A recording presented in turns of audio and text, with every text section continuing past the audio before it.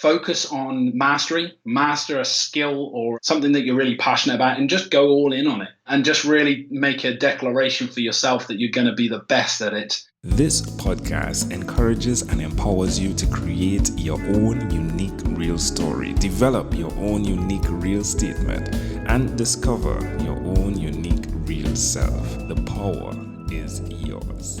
Good morning, Luke Havard. How are you doing on this wonderful, beautiful morning? I'm doing great. Well, it's a great pleasure to connect with you. Please do tell us what part of the world you are in right now. I'm in the UK. All right, and which of your talents is responsible for us connecting at this specific time in history? Actually, I'm an advisor to a gentleman named John Schumacher, and I saw on his Facebook timeline that he'd been interviewed by your good self, and yeah, it kind of piqued my interest in what you did. So we connected, and then I think I just sent you a message and said, "Hey, be good to chat," and we had a quick call, and then we scheduled a time to talk. So that's how you and I connected. Now, there are two things playing there, right? There's the confidence, there's networking, and there's a type of kindness, right, in the midst of the friendliness to even do that from your heart. So who did you learn that from? I think it just came along through, working in business and just mentors that I'd been working with over the years.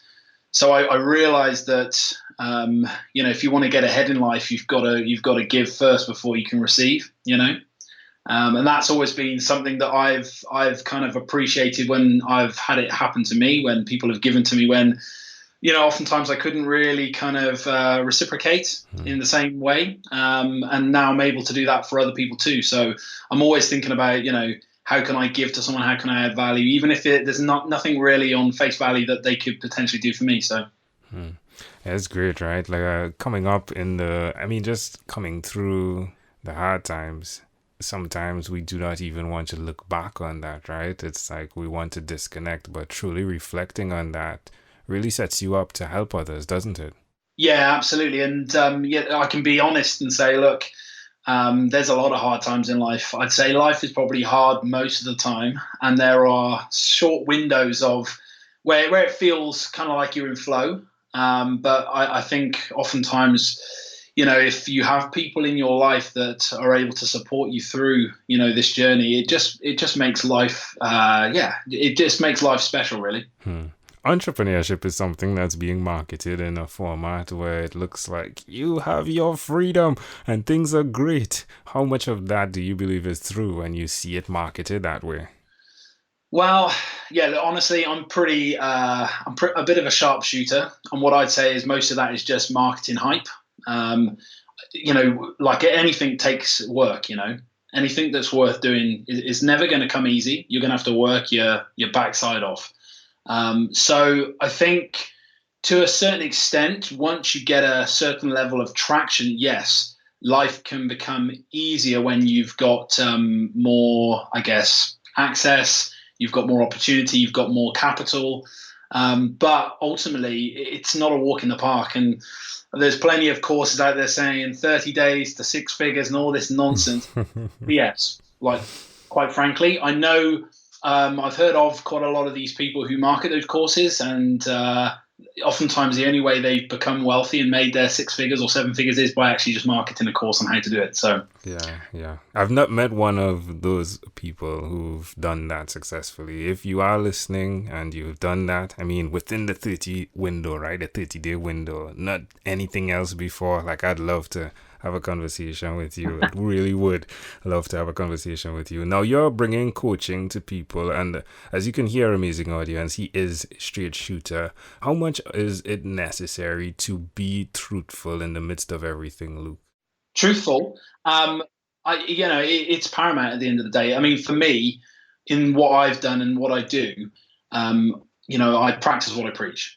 So anything that I'm advising someone else to do, I've been through it, or I'm currently, working in that area. So, I advise CEOs and businesses and help them to scale and ultimately help them to increase the value of the business and exit. And also help them to kind of navigate this whole entrepreneurial journey, because it's really tough. And the reality is I've been through it all. So I've built businesses, I've scaled businesses, I've lost businesses, and I've helped other people sell their companies. And it's really hard, but ultimately I've kind of found what works and found what doesn't, and now I'm helping people to do the same, really. So I don't believe that anyone should be teaching or advising anyone to do something that they haven't already done and they haven't really worked at. Otherwise, it's incongruent. Where can people connect with you who are listening? I think that one of the best places to connect with me, either on LinkedIn, that's my kind of professional network, or via Facebook. I currently don't have a business website that I like to use. I just like to kind of keep things a lot more informal, really. So if people want to reach out to me and connect with me and build a relationship, I'm more than happy to do that, and see if I can help in any way. Tell me one other thing that you've done consistently over the last 3 years. It could be something for fun.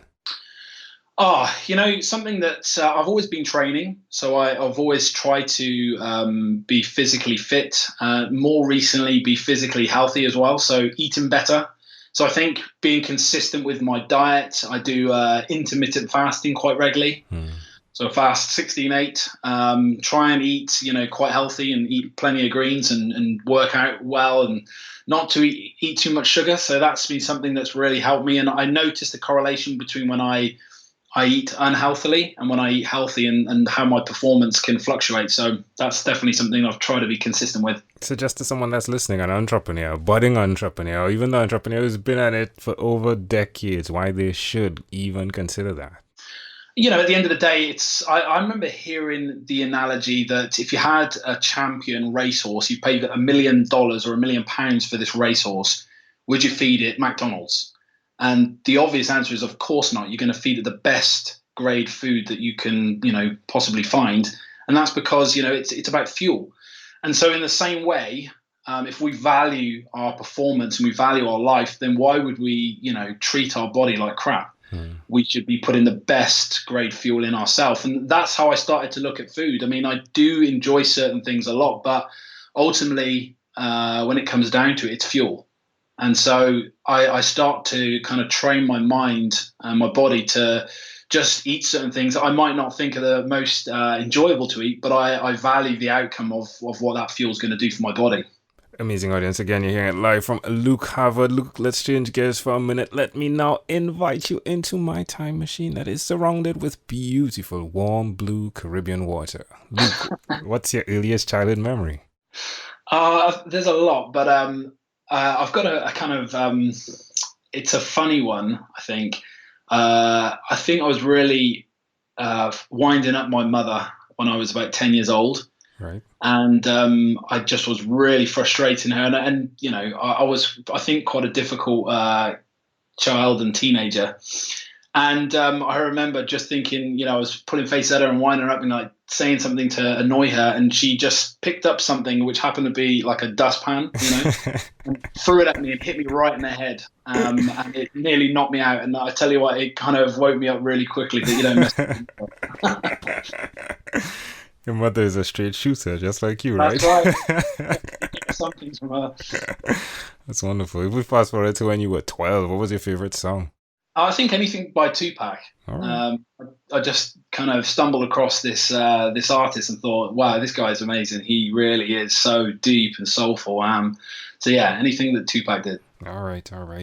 Well, we've arrived at our destination, but before we get off of this time machine, there's a small declaration form, so it's yes or no. We're going to move pretty quickly here. Are you ready, Luke? Yeah. Luke, have you chosen someone to pass on your skills to? I'd love to, teach my daughter, how to kind of do what I've been doing in life and learn the right things and not the wrong things that I've done. Are you going to throw the dust? I'm just joking. Are you married? Yes. Right. So you have one daughter. Do you believe in God? Yes, absolutely. Do you have an inner circle of friends? Yep. Do you watch TV for more than 3 hours a day? No. How about 3 hours a week? Well, probably. What about screen time, the phone and the computer? Is it more than 8 or less than 8 hours a day? I work on my computer or phone every day, yeah. If you had to share with us your own unique real statement, a statement that is yours, Luke Havard, what would you say that is? I first sort of found this statement back in 2012, and it's, if you've got big dreams, you'll never be happy living a small life. There we go. Luke, this has been such of a great pleasure. Before we leave, is there anything else you'd like to share with our amazing audience? Yeah, I really feel that we're going through a time at the moment where people want to find the shortcuts and they always want to find the easy option. And I want to encourage people to not try and take the easy option because it doesn't exist. And you're going to end up finding yourself in a whole world of hurt and frustration when you try and find that easy option.